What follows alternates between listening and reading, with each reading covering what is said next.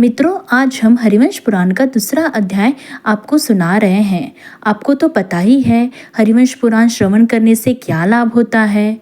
वैसे तो मैंने आपको सब कुछ पहले अध्याय में बता दिया है कि क्या लाभ होता है, फिर भी मैं आपको यहाँ पे बताती हूँ कि हरिवंश पुराण ग्रहण करने से क्या लाभ होता है। संतान प्राप्ति होती है, सारे ग्रह नक्षत्र ठीक हो जाते हैं और आपके अंदर बहुत अच्छी ऊर्जा निर्माण होती है। जय श्री राम, जय जय श्री राम। तो चलिए मैं आपको सुनाती हूँ। भूमिका। महर्षि व्यास पहले अध्याय के समापन पर ठहर गए। सभा में बैठे सभी पांडव और मुनि उनके वचन में डूब चुके थे। धर्मराज युधिष्ठिर हाथ जोड़कर बोलते हैं, गुरुदेव, आपने हमें सृष्टि के आदिकारक और धर्म का स्वरूप बताया। अब कृपया करके हमें आगे का वंश कथा कहिए।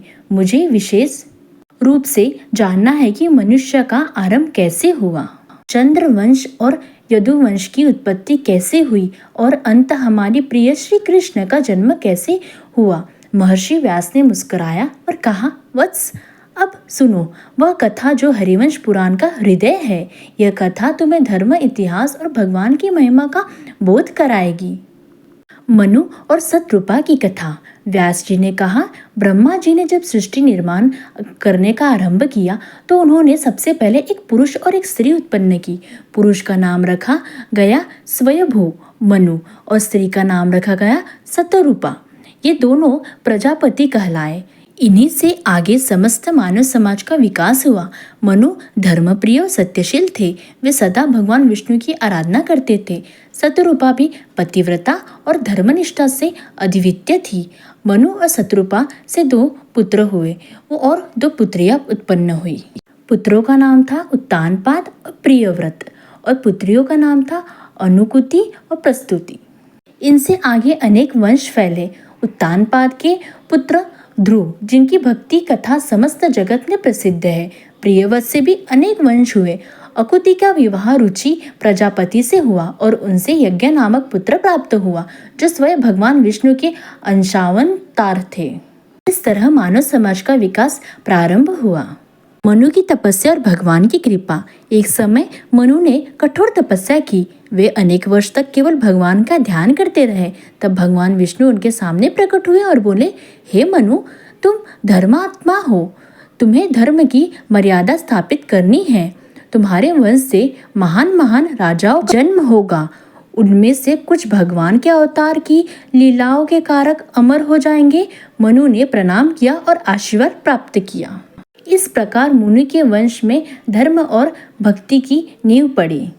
अब मैं तुम्हें चंद्रवर्ष का प्रारंभ कैसे हुआ ये मैं आपसे वर्णन करती हूँ।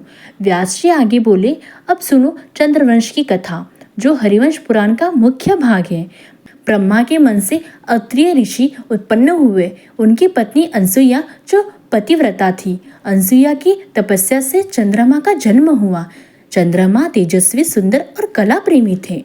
उन्होंने सभी देवताओं और मुनियों को अपने सौंदर्य से मोहित कर लिया।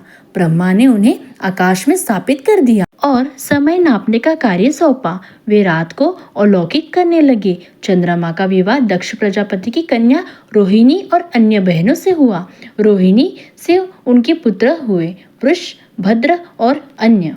परंतु चंद्रमा की आसक्ति रोहिणी से अधिक थी, जिससे दक्ष की अन्य कन्या दुखी हो गई। इस कारण दक्ष ने उन्हें श्राप दिया, तुम क्षीण हो जाओगे। तब चंद्रमा ने भगवान शिव की आराधना की। जिन्हें प्रसन्न होकर कहा, तुम क्षीण तो होगे, पर अमावस्या के बाद पुनः बढ़ते भी लगोगे। इस प्रकार तुम्हारा नाम अमर होगा और देवताओं के यज्ञ भी तुम्हारे बिना पूर्ण नहीं होगा। इस प्रकार चंद्रमा स्थिर हुए। पुरूरवा और उर्वशी की कथा। चंद्रवंश का विस्तार। चंद्रवंश में आगे चल के एक महान राजा हुए, पुरवा। पुरवा अत्यंत पराक्रमी और धर्मनिष्ठ थे। उनका जीवन एक दिव्य कथा है। एक दिन में वे एक अप्सरा उर्वशी पर मोहित हो गए। उर्वशी भी उनके रूप से बहुत प्रभावित हुई, किंतु उर्वशी ने शर्त रखी, जब तक तुम मेरे प्रिय भेड़ों की रक्षा करोगे और नग्न अवस्था में मुझे कोई ना देखेगा, तब तक मैं तुम्हारे साथ रहूंगी। राजा पुरूरवा ने ये शर्त स्वीकार ली। वे अनेक वर्ष तक उर्वशी के साथ सुख पूर्वक रहे, किंतु देवताओं ने एक दिन छल किया। जब पुरूरवा नग्न अवस्था में थे, तब उन्होंने मेषों को चुरा लिया। राजा ने उन्हें बचाने के लिए दौड़ लगाई और उसी समय उर्वशी ने उन्हें नग्न अवस्था में देख लिया। शर्त भंग हो गई। उर्वशी स्वर्ग लौट गई। पुरूरवा अत्यंत दुखी होकर वन वन भटकने लगे।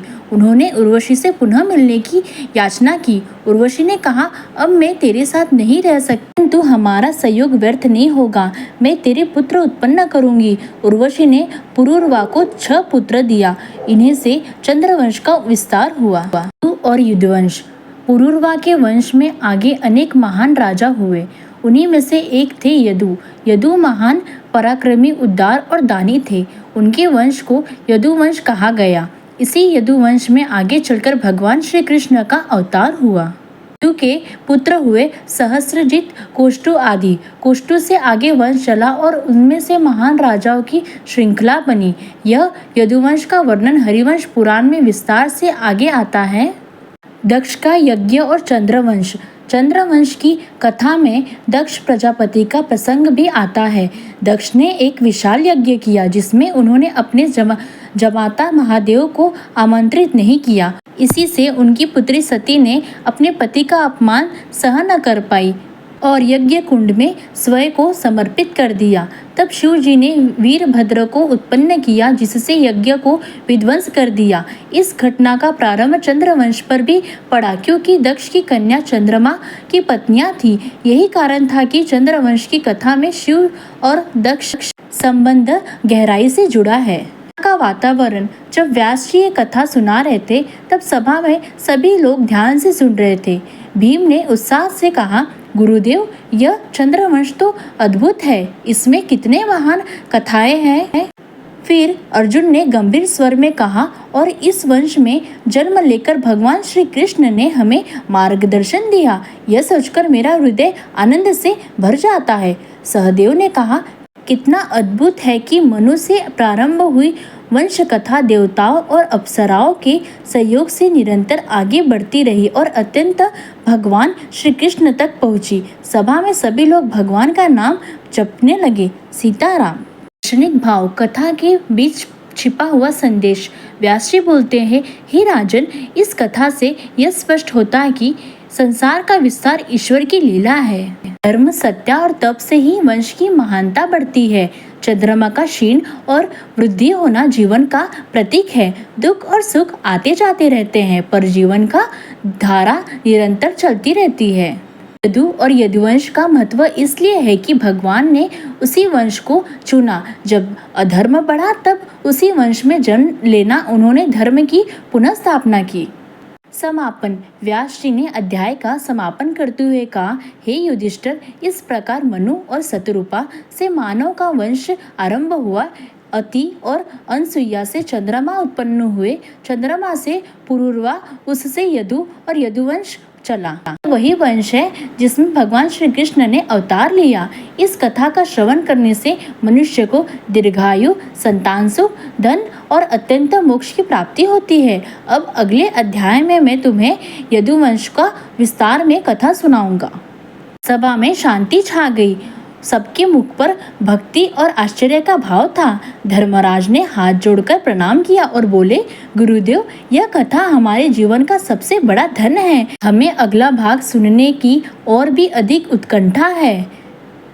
दूसरे अध्याय का ये निष्कर्ष है कि मनु और शतरूपा से मानव वंश का विस्तार हुआ। चंद्रमा अति और अनसुईया से उत्पन्न हुआ। चंद्रमा के वंशज पुरूरवा और उर्वशी की कथा से चंद्रमा का विस्तार हुआ। यदु इस वंश की महान राजा थे, जिससे यदुवंश चला। आगे इसी वंश में भगवान श्री कृष्ण ने अवतार लेकर धर्म की रक्षा की। यहाँ पे दूसरा अध्याय पूर्ण होता है।